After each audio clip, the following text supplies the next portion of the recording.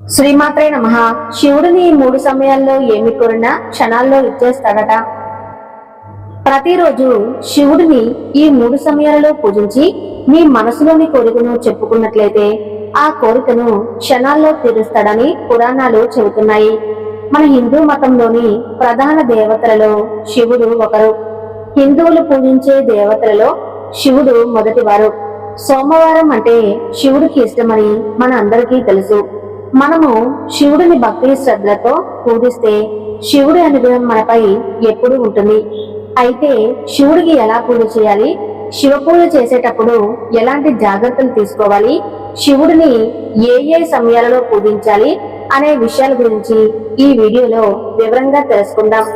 శివుడి ఆజ్ఞ లేనిదే చీమైనా కుట్టదని అంటారు. అయితే ఈ సృష్టిలో జరిగే మంచి అయినా చెడు అయినా శివుడి ఆజ్ఞతోనే జరుగుతుంది.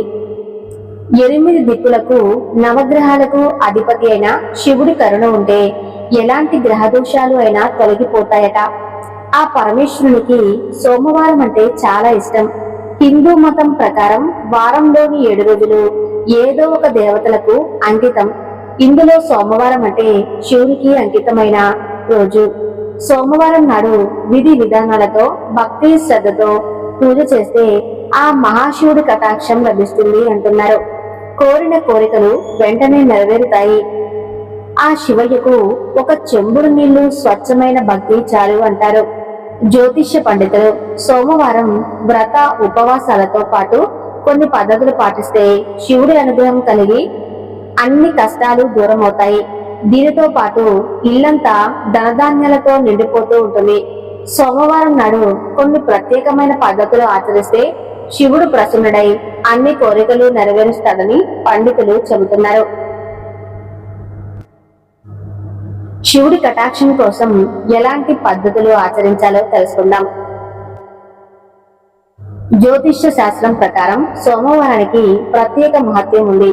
ఒకవేళ వారంలోని మొదటి రోజు ప్రారంభం శివుని పూజతో ప్రారంభం జరిగితే వారమంతా భక్తులపై ఏ విధమైన కష్టం రాదనే నమ్మకం. సోమవారం ఉదయం స్నానం చేసిన తర్వాత శివుడిని పూజించాలి. పూజా సమయంలో శివలింగంపై గంగాజలం సమర్పించాలి. ఆ తర్వాత నెయ్యితో దీపం వెలిగించాలి. చందనపు బొట్టు పెట్టాలి. శివుడికి పూజ చేసే సమయంలో శివ చాలీస, శివాష్టకము పఠించాలి. దీని వలన కష్టాలు ఇబ్బందులు అన్ని దూరమైపోతాయి. అన్ని కోరికలు త్వరగా నెరవేరుతాయి. శివుడు ప్రసన్నుడై భక్తులపై వరాలు కురిపిస్తాడు. జ్యోతిష్య శాస్త్రం ప్రకారం వైవాహిక జీవితం దుఃఖమయంగా ఉన్నా లేదా పెళ్లిలో ఏ విధమైన సమస్యలు ఎదుర్కోవాల్సి వస్తున్నా సోమవారం రోజు శివాలయంలో గౌరీ శంకరులకు రుద్రాక్ష సమర్పించాలి. ఇలా చేయటం వలన ఆ వ్యక్తి కష్టాలన్నీ దూరం అవుతాయి. ధనవర్షం కురుస్తుంది. వేదాలు లింగ రూపంలో ఉన్న శివుని పూజిస్తే ఆ వ్యక్తి జీవితంలో ఉన్నత స్థానాలను చేరుకుంటాడని పండితులు చెబుతున్నారు. శివుడికి విభూది అత్యంత ప్రీతిపాత్రమైనది. ఎవరైతే విభూతిని ధరిస్తారో వారికి శివుని అనుగ్రహం ఎల్లప్పుడూ ఉంటుంది. శివునికి 3 ఆకులు లేదా బిల్వపత్రం అంటే ఎంతో ఇష్టం. శివుడిని పూజించేటప్పుడు బిల్వపత్రంపై తెల్లటి చందనం రాసి ఆ శివుడికి అర్పించాలి. మనసులోని కోరికలు పూర్తవుతాయి. దానితో పాటు ఇంట్లో లక్ష్మీదేవి ఆవాసం ఉంటుంది. సోమవారం నాడు పూజ చేసే సమయంలో శివ మంత్రం ఓం నమః శివాయ అని పఠించాలి.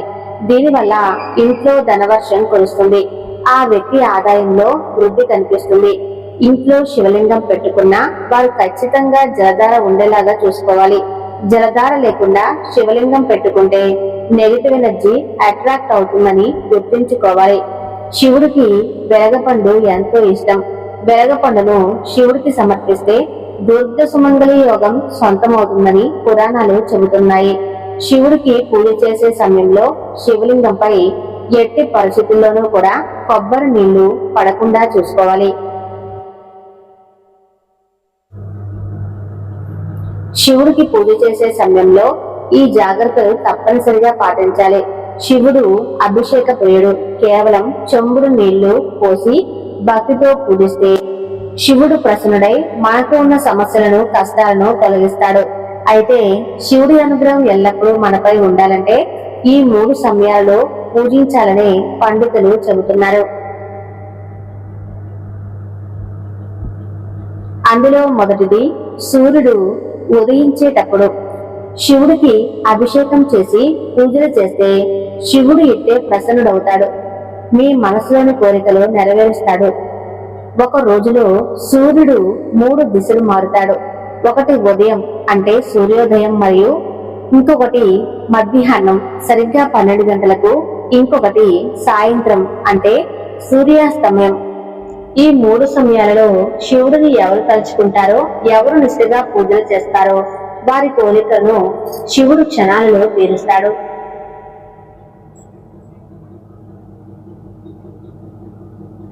అంతేకాదు ఆర్థికంగా, ఆరోగ్యపరంగా ఎటువంటి సమస్యలు మీ దరి చేరవు. సూర్యుడు దిశలు మార్చేటప్పుడు శివుడు కైలాసాన్ని విడిచి భూలోకంలో పార్వతితో కలిసి భూలోకంలో విహారం చేస్తాడని పండితులు చెబుతున్నారు. కాబట్టి ఈ 3 సమయాలలో శివుడిని పూజించి మీ జీవితంలో ఉన్న కష్టాలను సుఖాలుగా మార్చుకోండి. ఈ 3 సమయాలలో శివుని తలుచుకున్నా చాలు, మీ మనసులోని కోరికలు క్షణాల్లో తీరిపోతాయని పండితులు చెబుతూ ఉన్నారు. శివుడిని ప్రతిరోజు పూజించే వారికి శివుడు అభయాన్ని ఇస్తాడని పండితులు చెబుతున్నారు. కాబట్టి ప్రతి ఒక్కరూ కూడా శివుడిని ఈ 3 సమయాలలో అంటే సూర్యోదయం అయినప్పుడు, మధ్యాహ్నం సమయంలో, సూర్యాస్తమయం అయినప్పుడు ఆ పరమేశ్వరుని ఆరాధించి మీ మనసులోని కోరికలను నెరవేర్చుకోండి. శివుడు అనుగ్రహం మీకు ఎల్లప్పుడూ ఉండాలని, మీ జీవితంలో ఎలాంటి కష్టాలు, సమస్యలు రాకుండా ఉండాలన్నా శివుడికి 3 సమయాలలో పూజ చేయండి. ఈ 3 సమయాలలో శివుడిని తలుచుకున్నా చాలు, మీ కోరిక క్షణాల్లో నెరవేరుతుంది. శివుడు, శంకరుడు, పరమేశ్వరుడు, రుద్రుడు, భోలేనాథ్, ముక్కంటి, ఇలా ఎన్ని పేర్లు ఆ శివయ్యకు. చేతిలో త్రిశూలం, మెడలో సర్పం, పులి చర్మం కట్టుకుని ఒళ్ళంతా బూడిద పూసుకుని ఎప్పుడూ ధ్యానంలోనే మునిగిపోయే ఆదియోగి. అణువణువుకు ఒక చరిత్ర ఉందని చెప్తూ ఉన్నాయి పురాణాలు. అయితే శివుడికి 3వ కన్ను ఎలా వచ్చింది అనేది ధర్మ సందేహానికి మాత్రం పురాణాలలో రకరకాల కథనాలు ఉన్నాయి. శివుడు కళ్ళు తెరిస్తే చాలు భస్మమయ్యే 3వ కన్ను గురించి పురాణాలు ఏం చెబుతున్నాయో ఒకసారి చూద్దాం. ఒకానొక రోజు శివయ్య ధ్యానంలో నిమగ్నమై ఉన్న సమయంలో ఆ స్థలానికి ఆయన భార్య పార్వతీదేవి వస్తుంది. ఆయన ధ్యానంలో ఉన్నాడని గమనించిన పార్వతి భర్తను సరదాగా ఆట పట్టిద్దామని మనసులో అనుకుంటుంది. శివుడు వెనక నుంచి వెళ్లి ఆయన కళ్ళను పార్వతీదేవి మోస్తుంది. అయితే శివుడు ఎడమ కన్ను చంద్రుడిని, కుడి కన్ను సూర్యుడిని సూచిస్తూ ఉన్నాయి. అయితే పార్వతీదేవి ఆ 2 కళ్ళను మూసివేయటంతో ముల్లోకాలు మొత్తం చీకటిని అలుముకొని అల్ల కల్లోలంగా మారతాయి. నీలాకంఠుడికి తనలోని శక్తిని అంతా దారపోసి తన నుడికి నుంచి అగ్ని ఉద్భవింపచేస్తాడు. ఆ అగ్నితో ముల్లోకాలకు వెలుగును ప్రసాదింపచేస్తాడు. ఈ క్రమంలోనే శివుడికి 3వ కన్ను వచ్చిందని పురాణాల్లో ఉన్న కథ. అయితే ఈ అగ్ని వేడికి పార్వతీదేవి చేతులు చెమటలు పట్టి ఆ చెమట చుక్కల నుంచి అంధకుడు ప్రాణం పోసుకున్నట్లుగా పురాణాల్లో చెబుతూ ఉన్నారు. ఇది ఎలా అంటే మరిన్ని కథలు కూడా వాడుకలో ఉన్నాయి. ఆదిపరాశక్తి త్రిమూర్తులు అయిన బ్రహ్మ, విష్ణు, శంకరులను సృష్టిస్తుంది. అయితే ఆ ముగ్గురులో ఎవరో ఒకరు తనను వివాహం చేసుకోవాల్సిందేనని ఆదిపరాశక్తి ఆజ్ఞాపిస్తుంది. అందుకు మొదట ముగ్గురు కూడా నిరాకరించారు. దీంతో తీవ్ర ఆగ్రహానికి గురైన ఆదిపరాశక్తి తన 3వ కన్ను తెరిచి ముగ్గురిని భస్మం చేస్తానంటూ శపించగా పరమేశ్వరుడు ఆ సమస్యను పరిష్కరిస్తాడు. అప్పుడు ఆ 3వ కన్ను తనను వివాహం చేసుకుంటానని మాట ఇస్తాడు.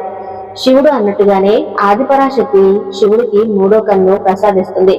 ఆ 3వ కన్ను పొందిన వెంటనే శివుడు దాన్ని తెరిచి ఆదిపరాశక్తిని భస్మం చేస్తాడు. అలా భస్మమైన బూడిదను ఒక భాగాన్ని పార్వతిగా, ఒక భాగాన్ని లక్ష్మిగా, ఇంకో భాగాన్ని సరస్వతిగా సృష్టించారని పురాణాల్లో చెబుతూ ఉన్నారు. ఎంతో విలువైన సమాచారాన్ని తెలుసుకున్నారు కదా. ఆ శివయ్య కోసం ఒక లైక్ చేసి ఓం నమః శివాయ అని కామెంట్ చేయండి.